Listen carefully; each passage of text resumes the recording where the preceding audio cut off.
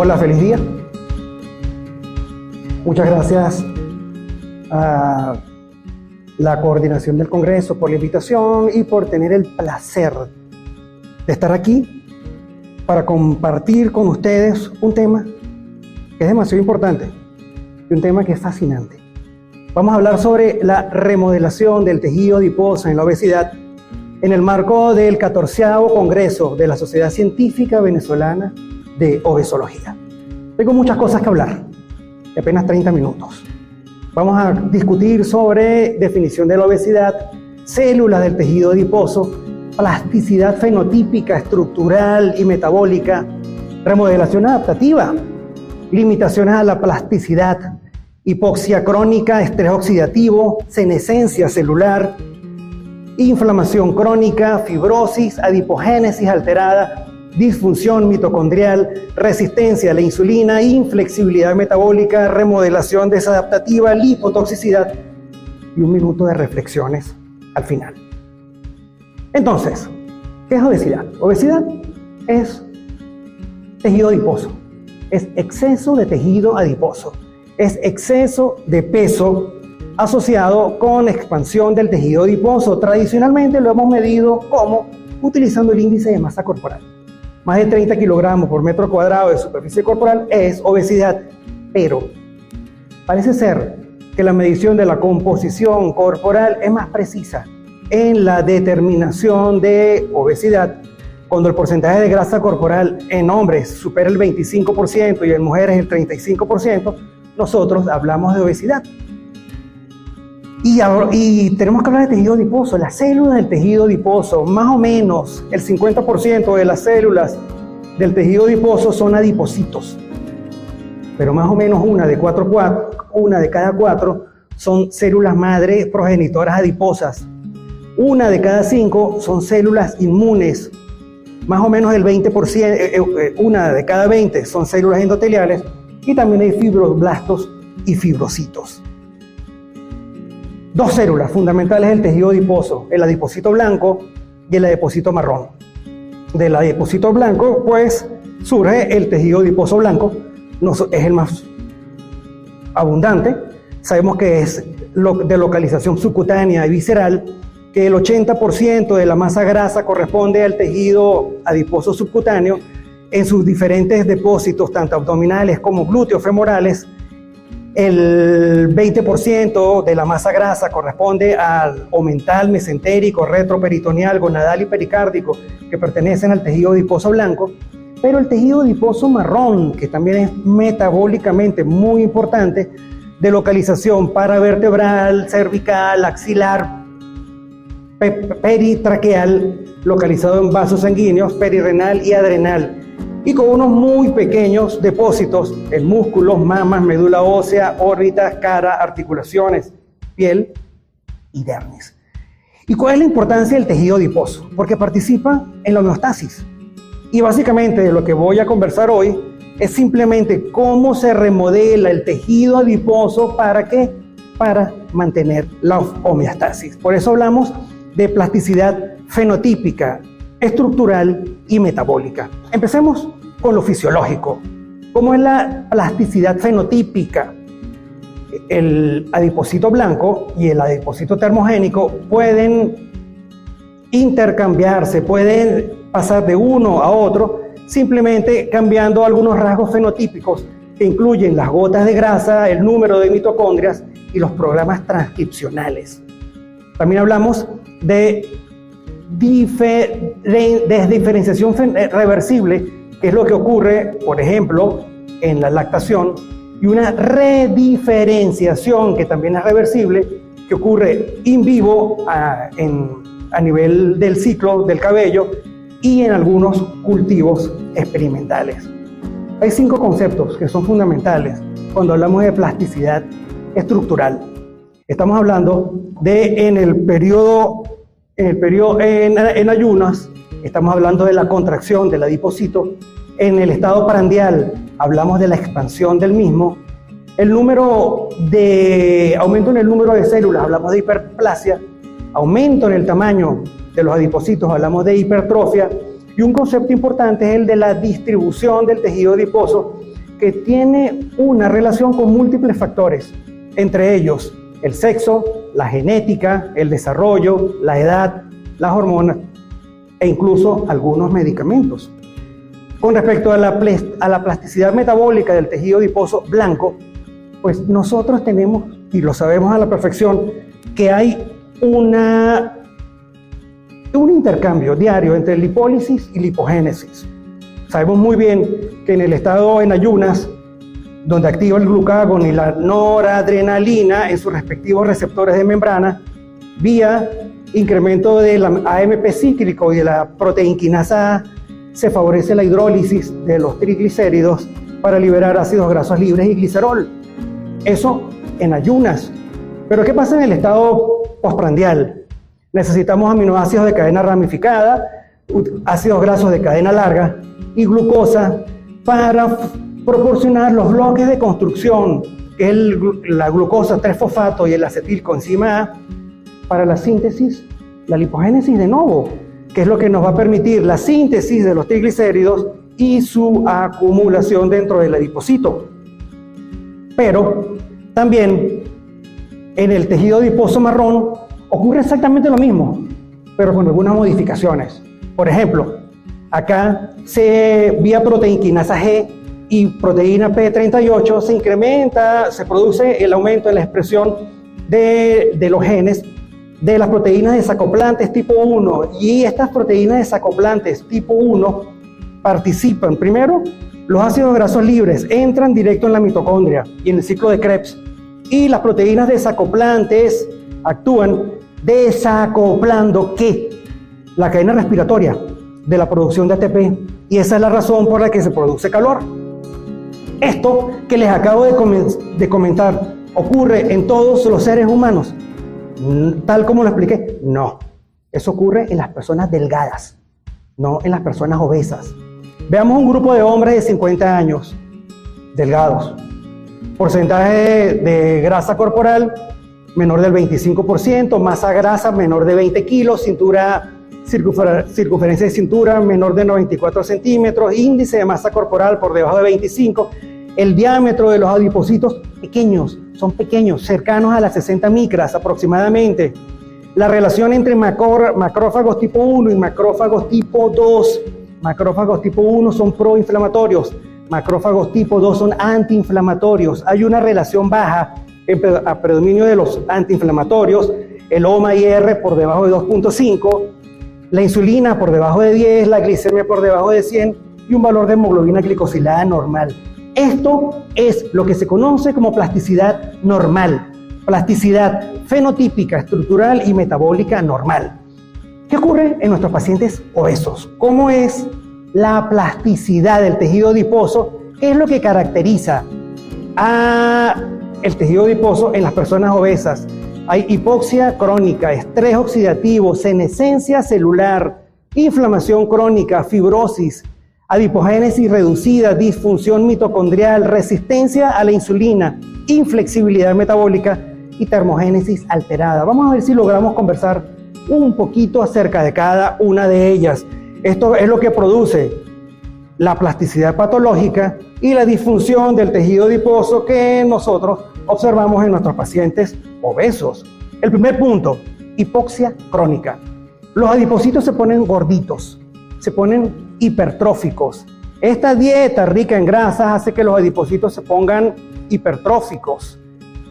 Este aumento de volumen y del diámetro de los adipocitos hace que se exceda el límite de difusión del oxígeno y por consiguiente se produce hipoxia crónica. Durante la hipoxia aguda se incrementa el factor de crecimiento del endotelio vascular. En la hipoxia crónica ocurre exactamente lo contrario. Y esa reducción en la producción del factor de crecimiento del endotelio vascular se asocia con reducción en la densidad vascular, reducción del flujo sanguíneo basal. Hay una verdadera hipoxia, una hipoperfusión tisular, reducción en la presión parcial de oxígeno tanto a nivel basal como postprandial, y además se producen un montón de factores de crecimiento. Estamos hablando de factor de crecimiento del endotelio vascular, factor de crecimiento placentario, factor de crecimiento de los hepatocitos, factor de crecimiento similar a la insulina, factor de crecimiento fibroblástico, y estos Este aumento en estos factores de crecimiento producen una neoangiogénesis alterada, patológica, rápida, desordenada, con incremento en la permeabilidad vascular, con extravasación de células inmunológicas, con inflamación crónica y con la aparición de fibrosis. Podemos ver acá cómo en los obesos el diámetro de los adipocitos es mayor, en los delgados es menor. Estos se acompañan, ya los acabo de decir, a medida que se incrementa el porcentaje de grasa, se reduce la producción de factor de crecimiento del endotelio vascular. Eso reduce la vascularización, el número de capilares por adipocito en los obesos es menor que en los delgados. La presión parcial de oxígeno en delgados es mayor que en obesos. A medida que se incrementa el porcentaje de grasa, se reduce la presión parcial de oxígeno, se reduce la vascularización, se reduce la perfusión y también se reduce la temperatura del tejido adiposo. Primer factor. Segundo, inflamación crónica. Resulta que esta hipertrofia e hipoxia del tejido adiposo se acompaña del incremento en la producción de proteínas quimioatrayentes de los monocitos macrófagos. Esto produce la migración de los monocitos, el reclutamiento de macrófagos y precisamente son de los del fenotipo proinflamatorio M1. Además, que producen estos glóbulos blancos, TNF-alfa, interferón gamma, óxido nítrico sintasa, interleuquina 6 y más proteínas quimioatrayentes de los monocitos. Pero no solo hay monocitos y macrófagos, también hay atracción de linfocitos, de células dendríticas convencionales y plasmocitoides, que a su vez incrementan la producción de interferón gamma y aumenta la infiltración de macrófagos. Todo eso produce inflamación crónica. La hipoxia, los adipocitos muertos, los triglicéridos libres producen infiltración del tejido adiposo, que es lo que produce la inflamación crónica local, en este caso de bajo grado automantenida. Pero además, la hipoxia se acompaña de factor inducido por hipoxia, que a su vez incrementa la expresión de genes proinflamatorios. La hipoxia, genes proinflamatorios, pero no solo es la hipoxia, realmente es la disregulación de la homeostasis de los ácidos grasos, el aumento de volumen de los adipocitos, la muerte de los adipocitos, la disfunción mitocondrial, el estrés del retículo endoplásmico y el estrés mecánico, que a través de diversas rutas metabólicas, entre ellas la gen 1 N-terminal quinasa y aumento de la expresión del factor nuclear kappa beta, producen ¿qué? Más proteína quimioatrayente de los monocitos, más citoquinas proinflamatorias, TNF-alfa e interleuquina 6. Eso es lo que podemos ver en esta lámina cuando ante situaciones de hipoxia se incrementa la producción de proteína quimioatrayente de los monocitos, interleuquina 6, interleuquina 10 y TNF-alfa. Por eso, en animales de experimentación, podemos observar cómo a medida que se incrementa el peso corporal, se incrementa el volumen y el diámetro ¿de qué? De los adipocitos. ¿Por qué? Porque se llenan ¿de qué? De triglicéridos. Esto incrementa la producción de proteínas quimioatrayentes de los monocitos, macrófagos, incrementa la expresión de glóbulos y la presencia de glóbulos blancos y se incrementa, por favor, apareció algo, y se incrementa la producción de citoquinas proinflamatorias, en este caso interleuquina 6. En adipocitos humanos ocurre exactamente el mismo fenómeno. En los obesos, más proteínas quimioatrayentes de los monocitos, más interleuquina 10, más interleuquina 6 y más TNF-alfa. Pero también hay estrés oxidativo. ¿Por qué hay estrés oxidativo? Precisamente porque en las reacciones inmunológicas se producen muchos radicales libres. Estamos hablando de radicales libres de oxígeno y de nitrógeno. ¿Y qué pasa con nuestros pacientes obesos? Son miles de millones de adipocitos llenos de ácidos grasos poliinsaturados fácilmente oxidables. Eso le abre la boca, se le hace la boca de agua a cualquier radical libre. Y entonces, esta infiltración de macrófagos más los grandes adipocitos disfuncionales, estrés oxidativo. Resulta que el colesterol oxidado produce oxisteroles. Estos reducen la diferenciación adipogénica, reducen la viabilidad celular, reducen la vitalidad de las células precursoras adiposas. Los ácidos grasos omega 3, 6 también se oxidan. Producen 4-hidroxinonenal que inflaman. Aumentan la inflamación en los macrófagos, producen resistencia a insulina en el músculo esquelético y en la célula beta y reduce la adipogénesis. Pero no solo la inflamación produce radicales libres, los radicales libres también producen inflamación. Resulta que los radicales libres incrementan la activación de los inflamosomas y esto a su vez aumenta la producción de citoquinas proinflamatorias. Acá podemos ver cómo a medida que se incrementa el peso corporal, se incrementa el diámetro de los adipocitos y se incrementa la producción de malondialdehído en dos modelos experimentales distintos. Es decir, se incrementa la producción de radicales libres. Y cuando comparamos la producción de radicales libres en diferentes tejidos, notamos algo increíble. El tejido que más produce radicales libres es el tejido adiposo, más que el tejido muscular, más que el hígado y más que cualquier otro tejido. ¿Y qué ocurre cuando producimos demasiados radicales libres?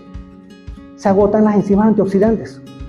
Y que por eso podemos observar cómo la superóxido dismutasa se reduce la actividad, la glutatión peroxidasa en el tejido adiposo blanco, la superóxido dismutasa, la glutatión peroxidasa y la catalasa.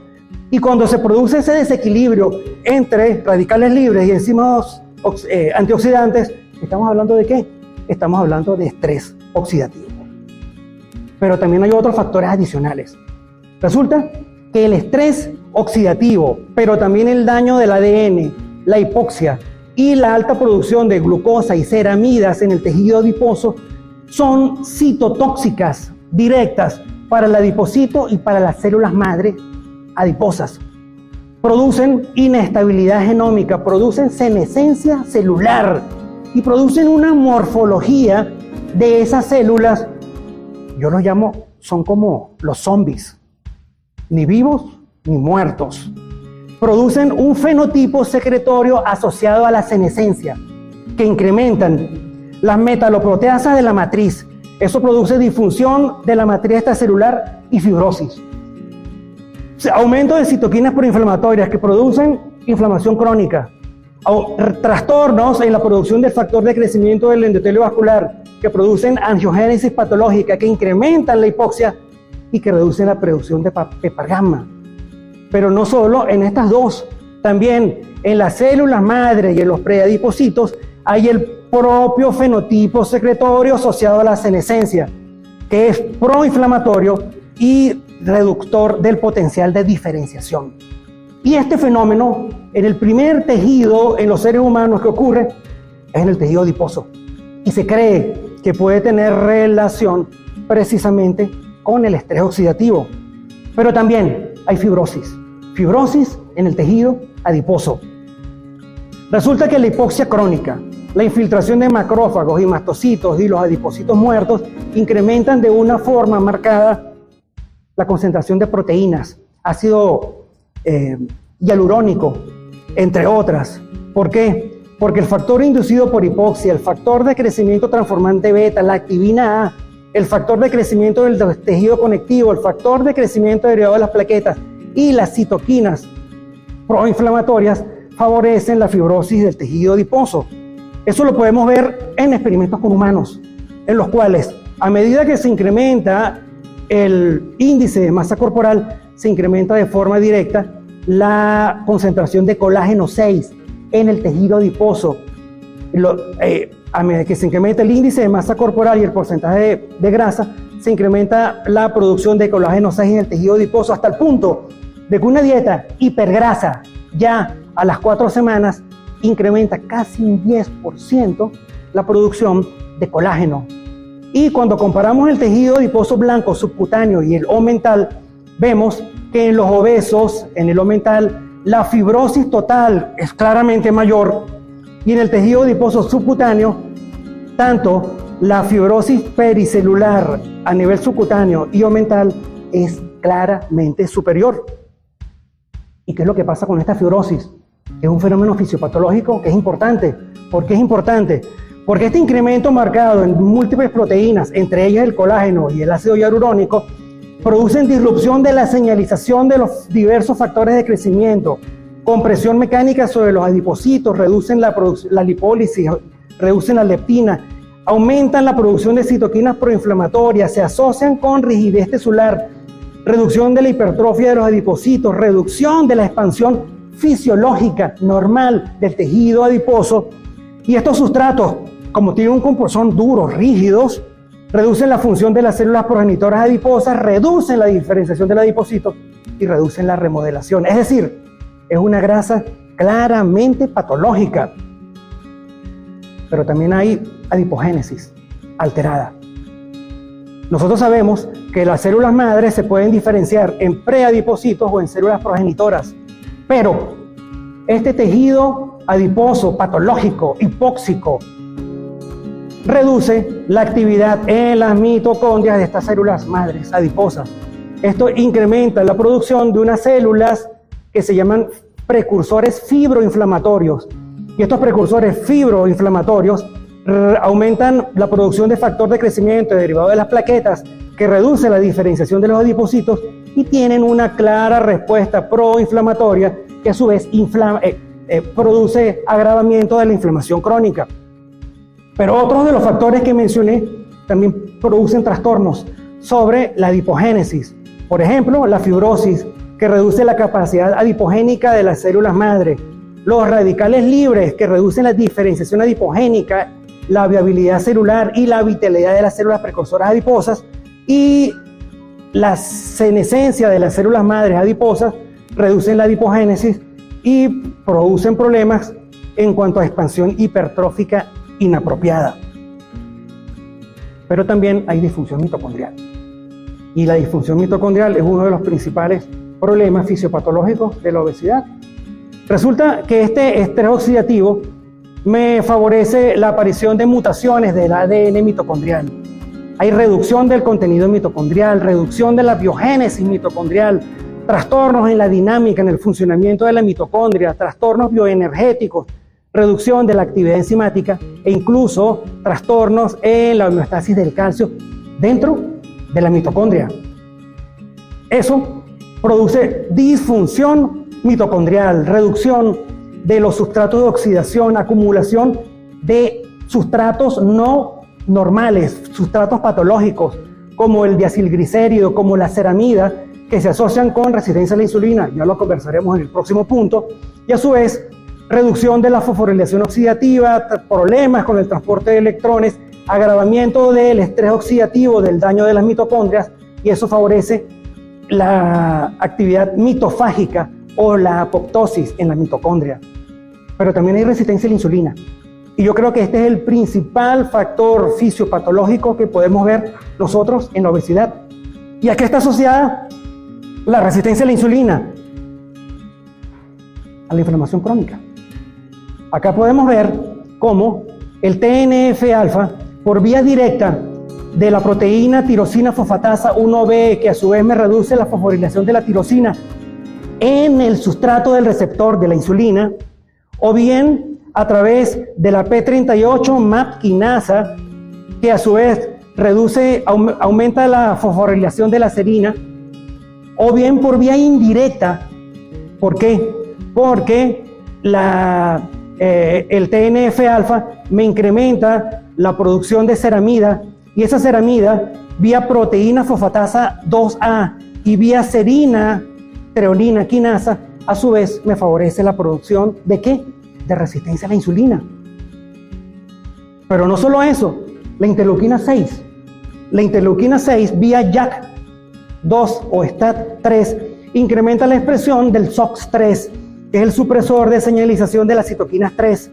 Y eso, a su vez, me afecta el sustrato del receptor de la insulina, hasta el punto de que se reduce la producción de proteína del sustrato receptor de la insulina, reduce la unión de la proteína P85 al sustrato del receptor de la insulina, me produce ¿qué?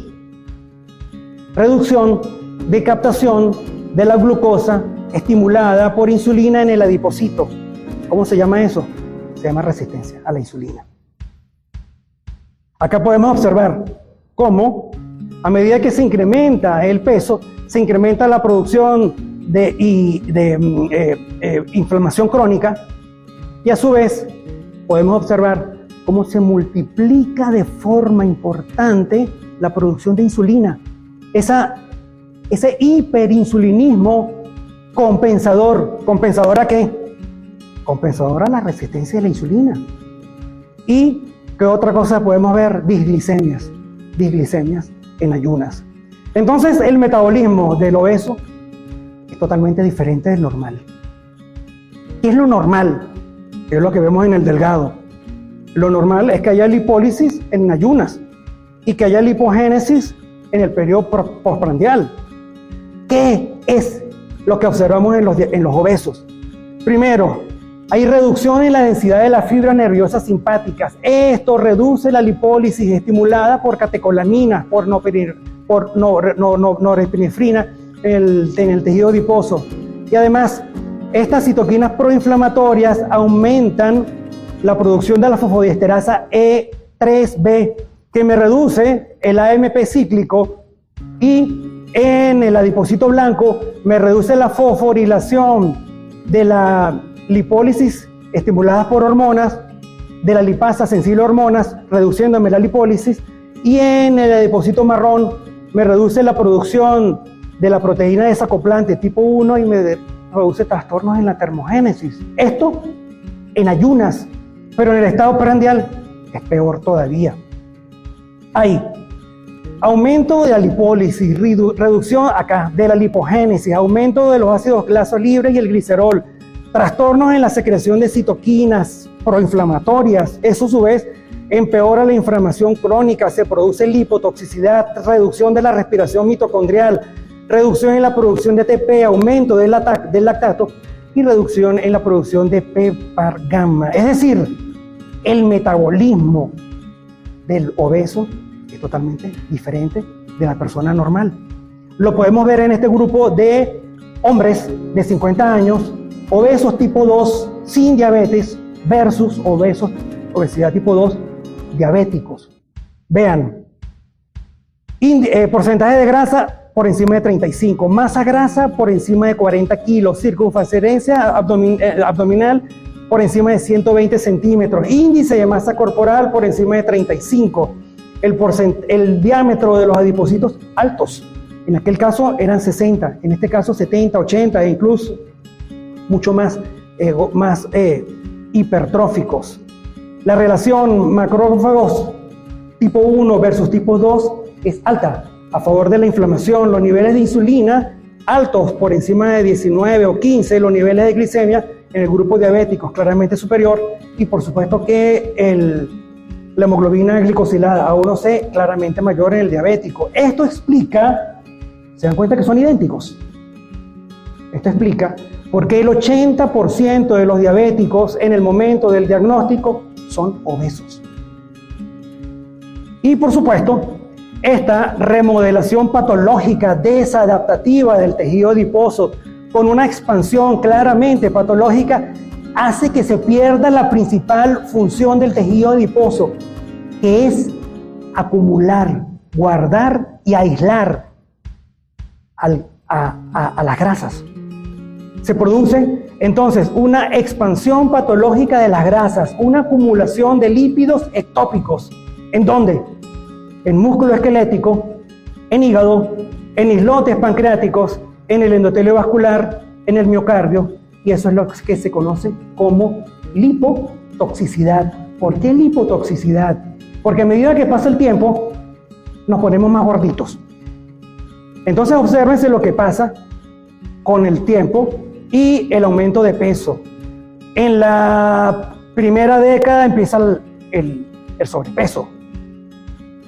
En la segunda década la obesidad, y las mujeres mientras más embarazos tengan, pues más aumentan de peso. Ya en la tercera década empieza la inflamación crónica, que antes era localizada, ¿dónde? En el tejido adiposo. Ahora se hace inflamación crónica sistémica de bajo grado. Síndrome ovario poliquístico, hiperuricemia, aquí empieza ¿qué? La prehipertensión, la prediabetes. la aterosclerosis y la dislipidemia. De hecho, la disfunción endotelial es inflamación crónica. Luego, una década después, empieza la hipertensión, la diabetes, la aterosclerosis, la apnea obstructiva del sueño, las nefropatías, el hígado graso y la insuficiencia cardíaca. Podemos observar cómo a medida que se incrementa el peso, a su vez se incrementa el riesgo cardiovascular. Con la obesidad todo es complejo. Es una enfermedad crónica. Entender la remodelación del tejido adiposo no es fácil, es complejo. La fisiopatología de la obesidad es compleja. El diagnóstico, imagínense que ahora sabemos que el índice de masa corporal no es muy preciso, que el 70% de los que por índice de masa corporal tienen sobrepeso, en realidad tienen obesidad. Y que el 20% de los que por índice de masa corporal son normopeso, también son obesos por composición corporal.